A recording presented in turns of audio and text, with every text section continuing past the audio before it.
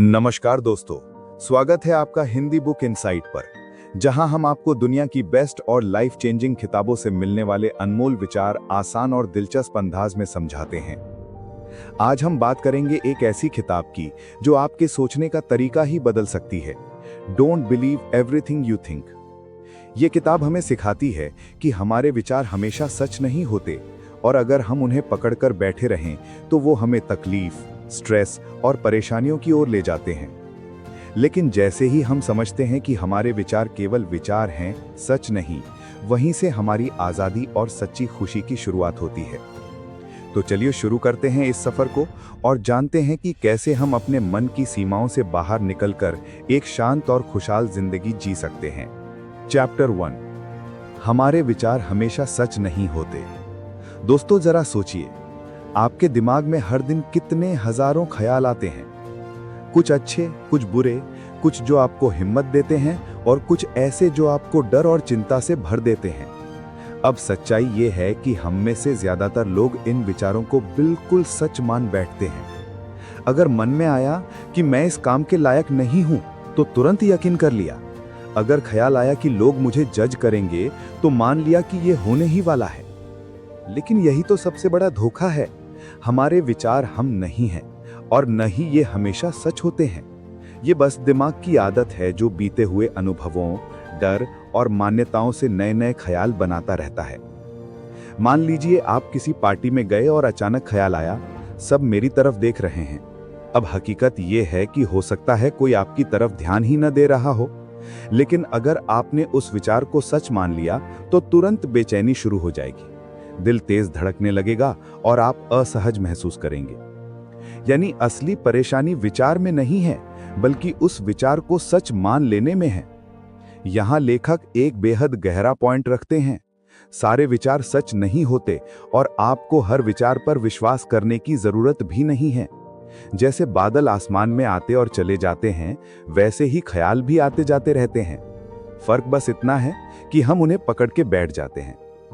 अगर हम हर विचार को बस विचार मानकर उसे गुजरने दें, तो मन हल्का हो जाता है। डर, गुस्सा और चिंता की पकड़ ढीली पड़ जाती है, और यहीं से असली मानसिक आजादी की शुरुआत होती है। चैप्टर 2, असली तकलीफ कहां से आती है।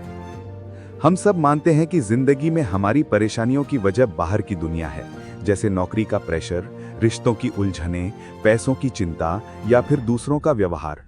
लेकिन असलियत कुछ और है। असली तकलीफ बाहर से नहीं आती, बल्कि ये हमारे सोचने के तरीके से पैदा होती है। सोचिए, दो लोग एक ही सिचुएशन में हैं।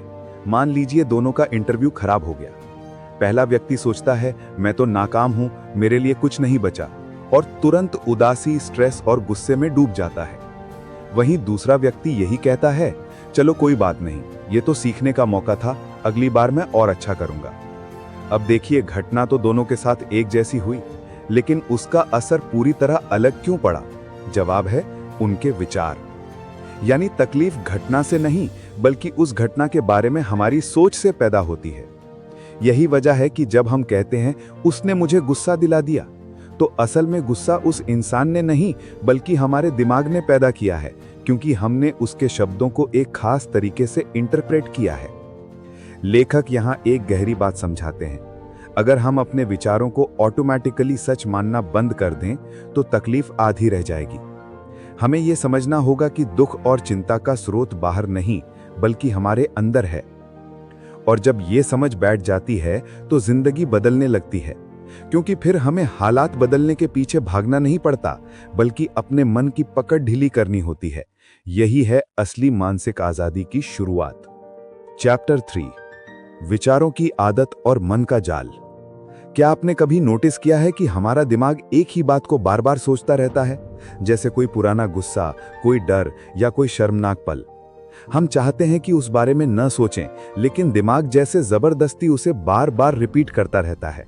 यही है विचारों की आदत। लेखक बताते हैं कि हमारा मन ऐसे काम करता है जैसे एक रिकॉर्डिंग मशीन, जिसमें पुराने अनुभव और मान्यताएं सेव होती रहती हैं।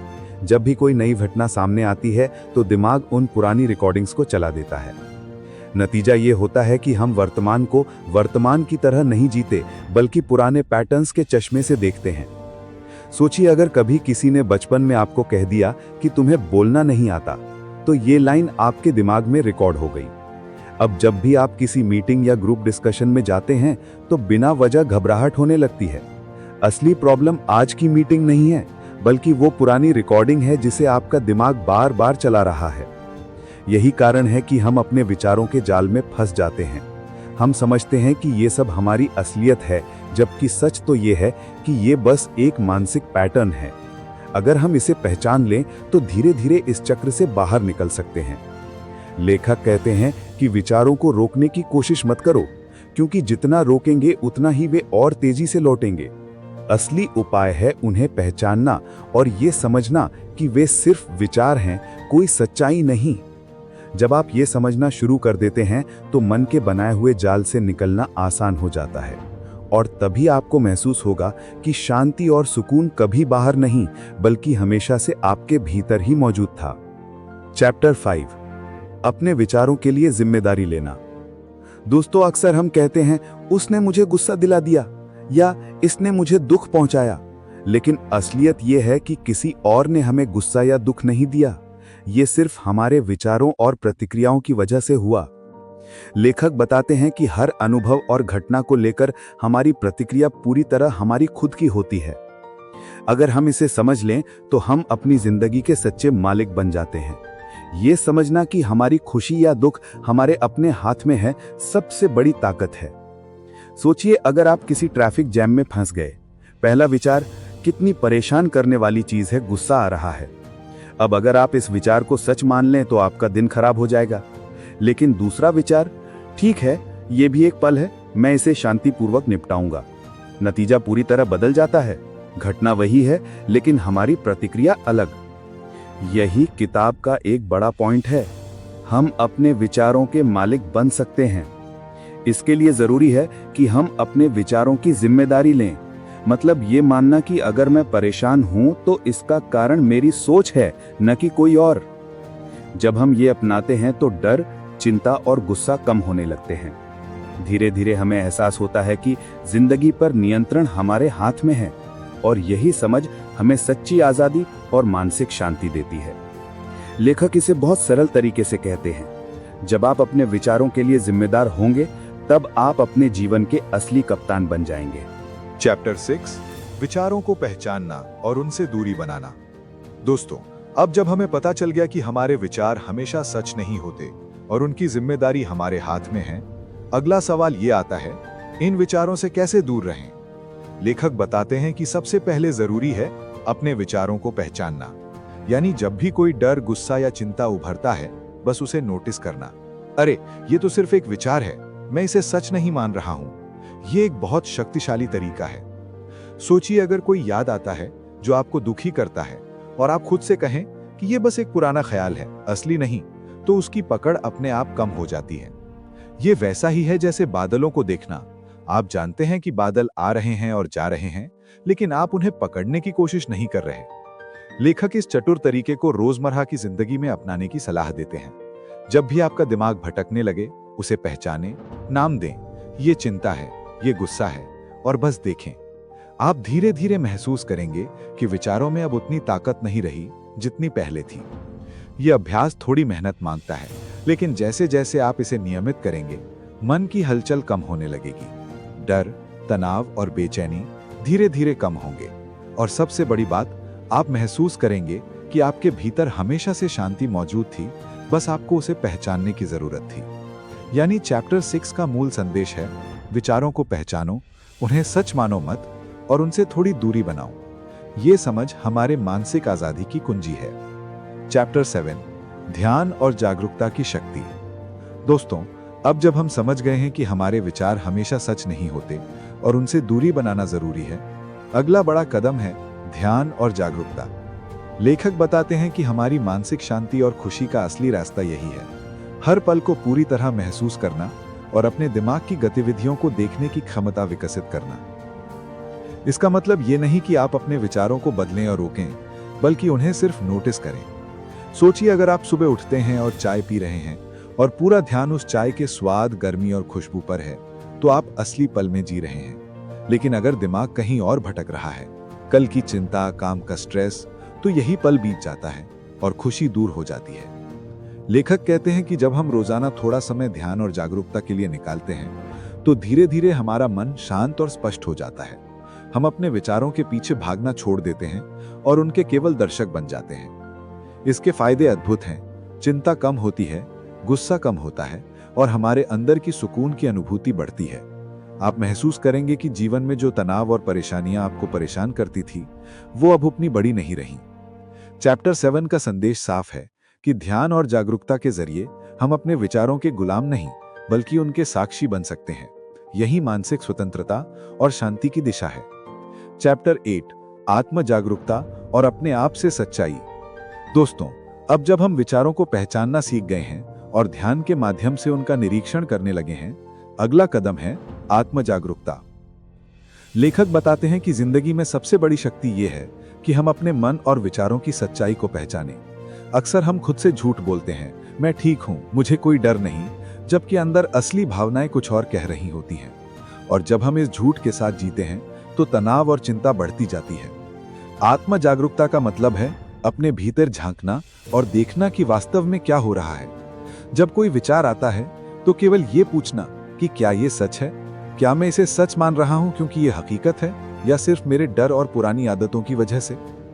लेखक इस अभ्यास को रोजमर्रा की जिंदगी में लागू करने की सलाह देते हैं। जैसे सुबह उठते ही अपने दिन की शुरुआत कुछ मिनट अपने विचारों को नोटिस करके करना। धीरे धीरे हम खुद को बेहतर समझने लगते हैं, कौन सा ख्याल हमें ताकत देता है और कौन सा हमें रोकता है। और यही समझ हमें मानसिक आजादी देती है। जब हम अपने भीतर की सच्चाई जानते हैं तो हमें दूसरों या बाहरी परिस्थितियों पर निर्भर नहीं रहना पड़ता। हमारा मन शांत रहता है, हम अधिक स्पष्ट सोच पाते हैं और हमारी जिंदगी अधिक सहज और संतुलित बन जाती है। चैप्टर 8 का मुख्य संदेश है अपने आप से ईमानदार बनो और आत्म जागरूकता के माध्यम से मानसिक शांति प्राप्त करो। चैप्टर 9 मानसिक शांति के लिए अभ्यास। दोस्तों, अब जब हम समझ गए हैं कि हमारे विचार हमेशा सच नहीं होते, उनसे दूरी कैसे बनाएं और आत्म जागरूकता कैसे विकसित करें, तो अगला कदम है नियमित अभ्यास। लेखक बताते हैं कि मानसिक शांति और सच्ची आजादी केवल समझ से नहीं आती बल्कि रोजमर्रा की प्रैक्टिस से बनती है। जैसे शरीर को मजबूत करने के लिए रोज एक्सरसाइज करनी पड़ती है, वैसे ही मन को शांत और स्पष्ट बनाने के लिए ध्यान, जागरूकता और विचारों का निरीक्षण करना जरूरी है। सोचिए, अगर आप हर दिन सिर्फ 5 से 10 मिनट ध्यान करते हैं और अपने विचारों को नोटिस करते हैं, तो धीरे धीरे आप पाएंगे कि चिंता, डर और गुस्सा पहले की तरह आपको नियंत्रित नहीं कर पाते। आप सिर्फ उनके दर्शक बन जाते हैं और उनका प्रभाव कम हो जाता है। लेखक हमें बताते हैं कि यह अभ्यास शुरू में थोड़ा मुश्किल लग सकता है क्योंकि दिमाग पुराने पैटर्न में फंस चुका है, लेकिन जैसे जैसे आप इसे नियमित करेंगे, मन की हलचल कम होती जाएगी और भीतर का सुकून बढ़ता जाएगा। चैप्टर 9 का मुख्य संदेश है सच्ची मानसिक शांति और आजादी अभ्यास के माध्यम से आती है, न कि सिर्फ सोचने से।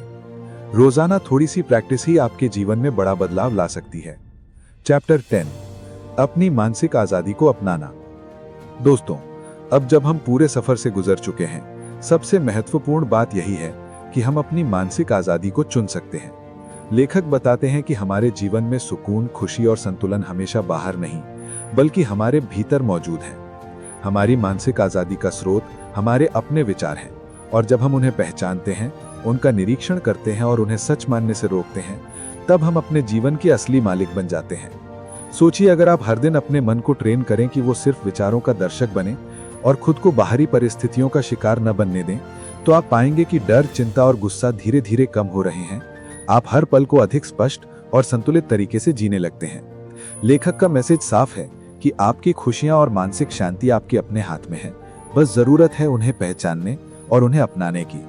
तो दोस्तों, don't believe everything you think हमें यही सिखाती है कि हमारे विचार हमेशा सच नहीं होते। चिंता, डर और गुस्सा हमारे विचारों की वजह से होते हैं, न कि बाहरी दुनिया की। वर्तमान में रहना, ध्यान और जागरूकता और अपने विचारों की पहचान करना मानसिक शांति के मुख्य रास्ते हैं। नियमित अभ्यास से हम अपने दिमाग को प्रशिक्षित कर सकते हैं और असली आजादी पा सकते हैं।